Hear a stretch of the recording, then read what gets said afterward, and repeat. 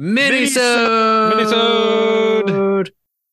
Did we nail it? Welcome to the iHorror Minisode about Scream 6. Ghostface Takes Manhattan. Ghostface Takes Manhattan. Yes. Get ready for round one because Correia and I have already promised a heavyweight fight on this one. Oh, maybe. I don't know about that. Yeah, maybe. I don't know. Maybe we will agree on what. Maybe we misunderstood each other before. But anyway, let's start with the beginning. Samara Weaving. Yep. Can we just say goodness. She is a legit Scream Queen now? But see, this is the cool thing about this. First of all, she earned that title with Ready or Not. Yeah, and that's the thing. She worked with Radio Silence on that, so it only made sense that she'd appear in Scream. But before we say another word, if you have not seen Scream 6, go see it because we're going to spoil the crap out of it.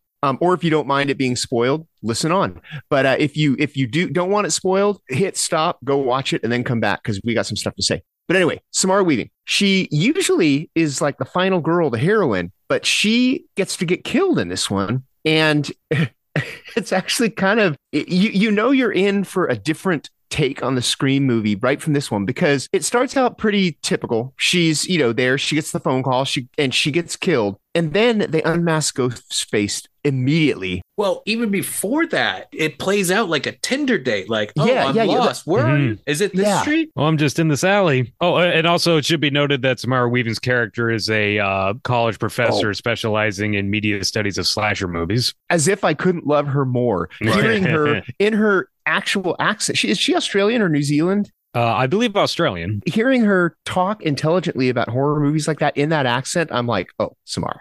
Now I'm getting creepy. Now you're going to be Ghostface. I swear, every time they do one of these intros, I'm like, how can you do an original take on this? Because even the Scream 4 one was a lot of fun, but it felt like, all right, I feel like we've reached the end of like doing these intros. And then 6, just like even before immediately unmasking Ghostface in that, which was incredible. Just the lead up of like, oh, it's like a Tinder date. Oh, is she going to save someone who's about to be Ghostface? And then she gets Ghostfaced and you're just like, oh, fuck. And just like the trap of it. And like, it was so good. But it's revealed that there are a couple of guys who basically have followed. The whole premise of it is Tara has gone off to college in New York with the twins, and Sam has followed her because she wants to keep her safe from Ghostface because they have become 4-4. Yeah, they 4-4, baby. They have become kind of celebrities, and it's sort of like what happened to Sydney, where people are kind of like hassling them because of their role in these murders, to the point where Sam is actually being blamed for them by some internet people. So it turns out that the guy who kills Samara Weaving's character and another guy, they want to recreate these murders and actually get the Carpenter sisters, which is like right away, you're like, okay, this is, first of all, this isn't the whole plot, that, and it isn't, because the thing is, this movie, I don't even think on a first cursory thought you can count the number of ghost faces in this movie.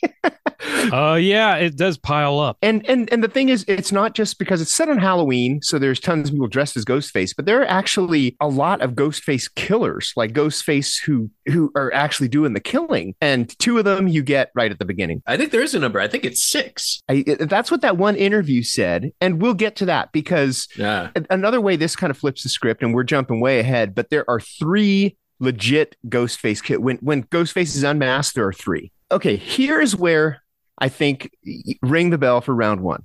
I think, okay, first of all, I'm going to say this is my second least favorite Scream movie. And that just basically goes to say, boo. That just goes to say how strong the franchise is, because the worst Scream movie is still better than most of the horror movies out there. But here's my take on it. I think it was too safe, especially after killing Dewey in Scream 5. You're like, oh, okay, all bets are off. No one is safe. In this one, too many people live because they bring back Kirby, who now works for the FBI, which is actually kind of brilliant because after the trauma she went through in Scream 4, she's dedicated her life to stopping that kind of thing. And she says that iconic line, I didn't want to be afraid of the monsters. I wanted to be the thing that monsters are afraid of. Yeah. And then they bring back Gale, and then they call themselves the Core 4, but it's Tara, Sam, and I don't remember the names of the... Chad and Mindy Meeks. Chad and Mindy. God, how could I forget his name was Chad? He's such a Chad. Yeah. But Chad and Mindy. They bring back all of them, and...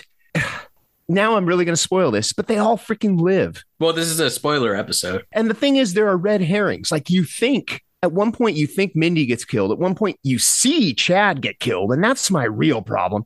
And then you think Gail gets killed. And then they say later, they're all, oh, she's at the hospital and she's okay. And then you see freaking Kirby get killed, but she's wearing a bulletproof vest. It's like, okay, especially after killing Dewey, you got to shed some blood. You got to kill off. And they even made a big deal about franchises. Even main characters are not safe. Oh, and go ahead. Counterpoint. Fuck you. I loved that. I loved that because, first of all, the counterpoint is you are wrong. The counterpoint is fuck you. No. Well, my counterpoint on that counterpoint is that it's a double subversion because, they set it up like, oh, you're going to see main characters die. Yeah. And it seems like they do. And honestly, I think it's funnier when it seems like a character dies and they survive like that. Especially since, like, you don't see any of them die. You see them get attacked a lot. And come on, Gail can't go out like that. Like, that was a great fight scene. That was a great moment. But for her to just go out by some, like, basically rando at that point, no, that's not how Gail's going to go out. And I loved that. Tell Sydney they didn't get me. That's how you knew she was going to survive, because Gail is a fighter. She's going to survive this, unless you put a fucking bullet between her eyes, Gail is coming back. And even Chad, like, he was getting the shit stabbed out of him. Don't get me wrong. He was the one that I was like, oh, he's definitely going to go. And then he did it. Get the shit stabbed out of him. I mean, shit stabbed out of him. That was a lot. But I know. Double teamed. But I like what Jacob said. It's a double subversion because they do put so much emphasis on, oh, it's the rules. Oh, it's the rules. But don't forget what the main Ghostface, the reboot Ghostface said after the first kill of the movie. He said, who gives a fuck about the movies? They weren't going by the rules with this. They used a shotgun. That's what this movie is. It's fuck all the rules. We already did the requel thing with 5. So this is, and again, the Ghostfaces don't give a shit about the movies. They were just avenging the Richie from the first film. And so them all surviving, I thought that was brilliant because it's like you are going in expecting, oh, which legacy is going to die? Which one of the core 4 is going to die? And the fact they all lived and get to, fight another day, I thought was really smart. I thought it was great because, again, if you killed another legacy character, especially if Gail died in this one, then it would just be like too much like, so what? So Sydney's going to die in the next one? You know what I mean? It's one of those things. I thought it was a nice subversion of tricking you into thinking, all right, Dewey died in the last one. Someone's definitely going to die in this one and have no one die. I thought that was brilliant. But the fact that they showed so many of these people, quote, die, and they didn't, that means they can actually bring Jill back for 7. The defibrillated brain didn't kill her. I mean, I don't know. And I did really like, because everyone is very adamant Stu is not coming back. And they had that little thing of like, oh, I saw this in a movie with the head coming down to show the killer died. I thought that was a great fuck you to all the people that are like, no, Stu's coming back. And it's like, no, he took a TV to the face. Like, he's not coming back.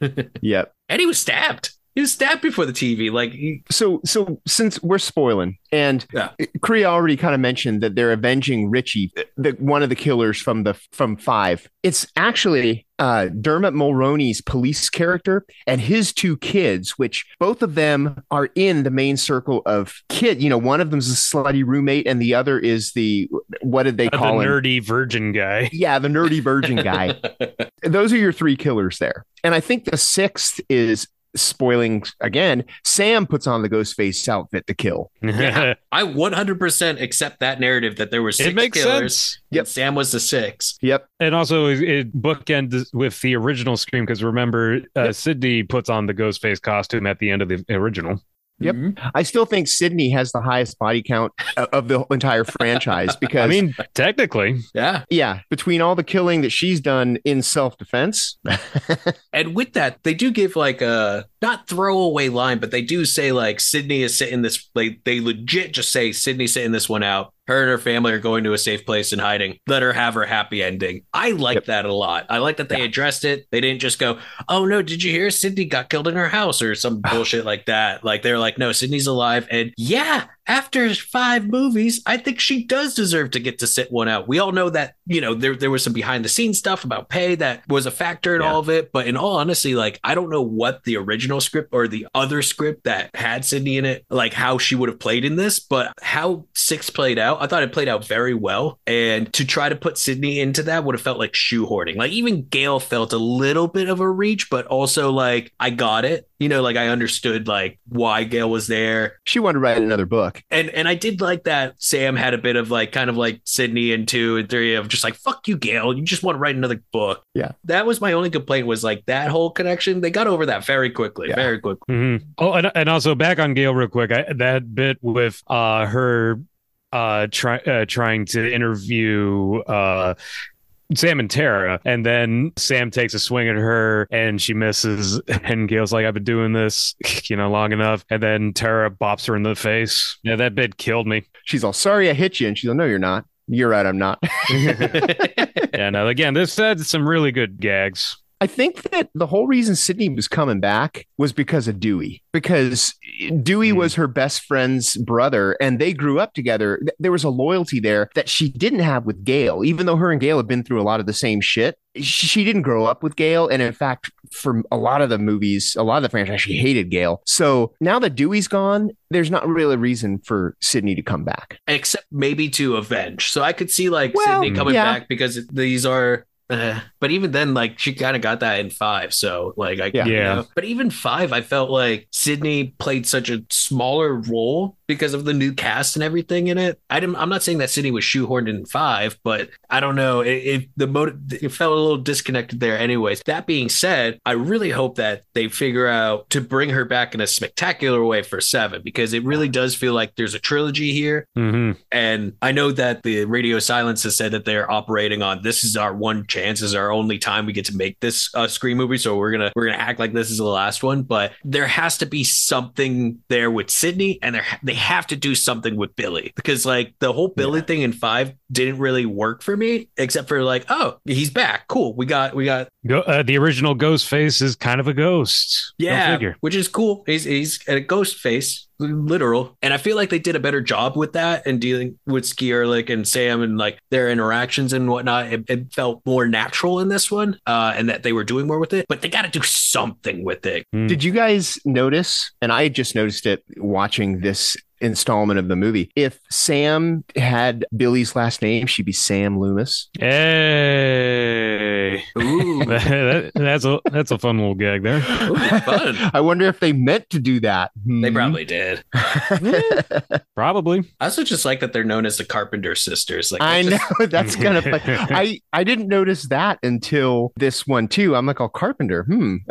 Well, I got the Carpenter thing, but them being called the Carpenter sisters just makes me be like, oh, I'd buy that record. I'm sure it's like some 60s like Nancy Sinatra like type deal, I looked it up, and guess who has an uncredited cameo in the movie? Ooh, who? I Think You Should Leave star and comedian Tim Robinson. Because remember, Quinn has that off-screen boyfriend who keeps on yelling in, and that was him. Oh, really? Yeah. Wait, which one was Quinn? Quinn was the slutty roommate. Yeah, the slutty roommate. It turned out to be the daughter of the cop. You keep hearing her doing her boyfriend, and you just hear his voice. Wait, who's Paul? Yeah. Wait, who's Tim Robinson? He's the star of I Think You Should Leave, that sketch comedy show on Netflix that's really big. Gotcha. I haven't watched that yet, so that's why it went over my head. And just one other thing I wanted to bring up, just that probably one of my favorite segments in the movie had to be the subway sequence. Just because that one really had me on edge. And also, it just further kind of pushes, in my opinion, that Ghostface may have supernatural powers, because you would have to have some kind of supernatural power to make your way through a crowded subway train like that. Well, yeah.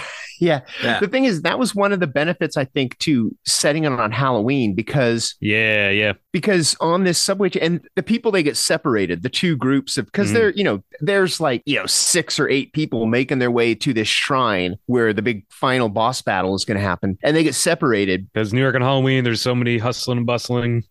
And so Mindy and the Virgin, they get put on one subway car and everyone else is on the other, and that's where Mindy gets attacked and killed. And they build it up though, because you're not sure, because there's a bunch of assholes dressed up as Ghostface on both trains. You're like, oh, is it this one, or is it this one, or is it this one? That's the thing. And then they show one that you're pretty sure is the real Ghostface because he's just staring at her while the other ones are off doing their other thing. And then he'll be gone, but there'll be other ones there. And you're like, okay, wait, which one was that guy then? Yeah, I think setting it on Halloween was a brilliant move. And on that note, it also made for a lot of great Easter eggs and kind of cameo stuff because like I saw Michael Myers, the Babadook, and also there's a Mojo Jojo costume, which is a really fun little bit because as we all know, Roger L. Jackson, who does the voice of Ghostface, also did the voice of Mojo Jojo on the Powerpuff Girls. That he did. I loved the bride from Ready or Not costume on the train. That was yeah. I noticed it in the trailer too.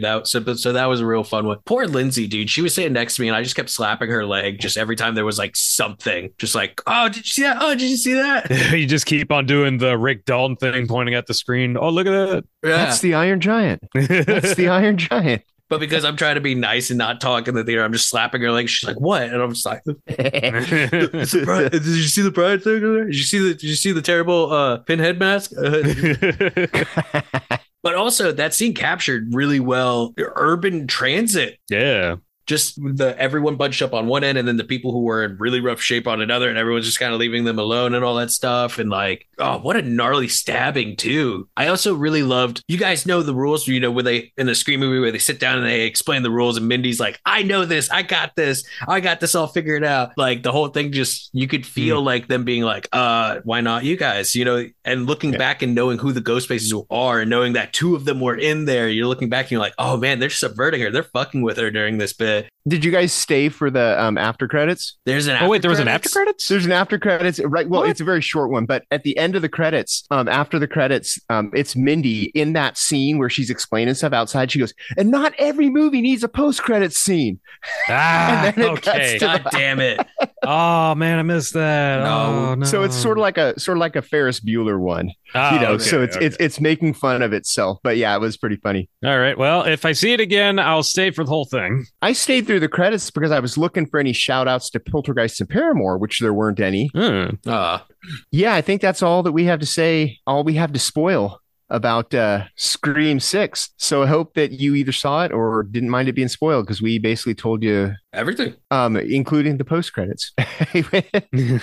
That's why this is a mini-sode. Do you agree with Jay or do you agree with me on, do you think someone should have died? If so, who do you think should have died? Oh. Well, I'm with you. I'm with John on this. Now, I think that they should have at least kept Mindy and Chad dead. But then they couldn't be the core four. Yeah, I love the core four now, and like maybe they're saving that for the third movie in the trilogy. You know, I don't know. It was the safe bet. I think the safe bet became unsafe because now it's like, what's going to happen in the next one? All right. Yeah. All right. I guess they subverted the trope by following it. I don't know. Again, when you show that anything can happen, anything can go, right?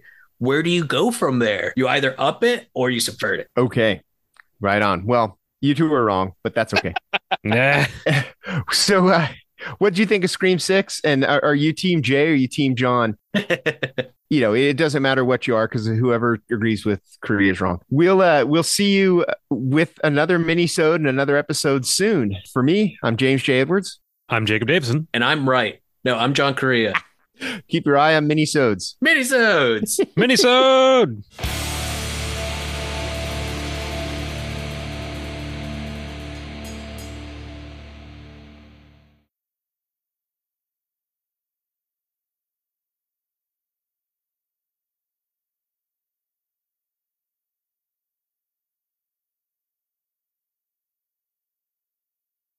Since this mini-sode is filled with spoilers for Scream 6, which is still in theaters, we aren't going to play a clip from the episode. Instead, I'm going to sing you guys a little ditty. Take a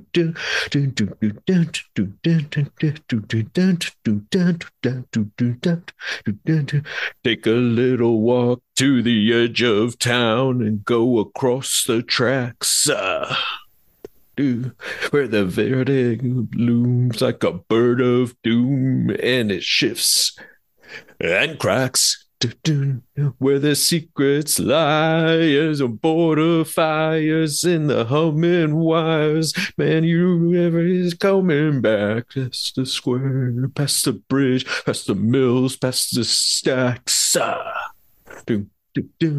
On a gathering storm calls a tall, handsome man in the dusty black coat with a red right hand.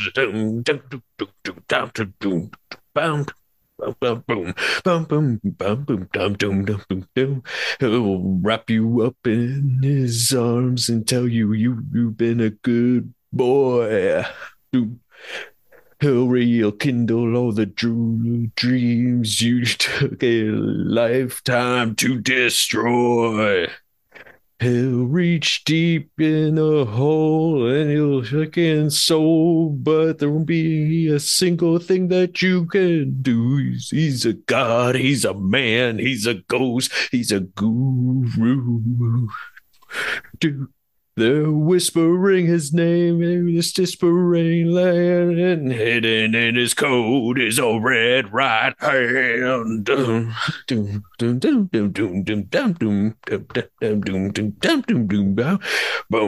boom. You won't have me. He'll get you some. You don't have a car. He'll get you one. You don't have no self-respect. He'll feel like an insect. Well, don't you worry, buddy, 'cause here he comes through the ghettos, through the Barrow and the Bowery and the slum. A shadow is cast wherever he stands. Stacks of green paper in his red right hand. Boom, boom, boom, boom, boom, boom, boom, boom, boom, boom, boom, boom, boom, boom, boom,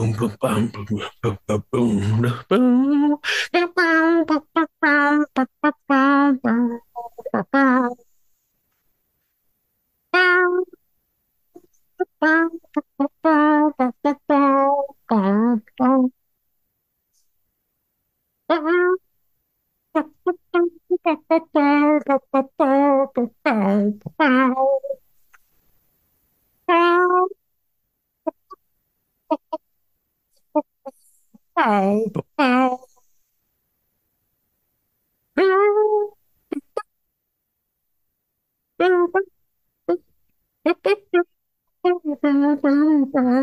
Oh, boom, boom, boom, boom, boom,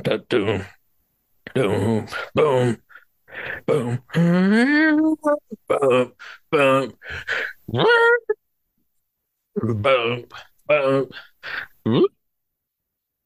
boom, boom, boom,